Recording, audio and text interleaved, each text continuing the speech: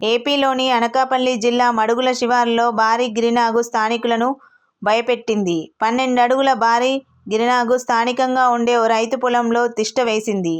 జనం చూస్తుండగానే ఒక రక్తపింజరను వేటాడి మరీ మింగేసింది. అది చూసిన అక్కడి వారంతా భయంతో పరుగు అందుకున్నారు. వెంటనే స్థానికులు అటవీశాఖ సిబ్బందికి సమాచారం అందించారు. దాంతో అటవీశాఖ సిబ్బంది వారు స్నేక్ సర్చర్ను పిలిపించారు.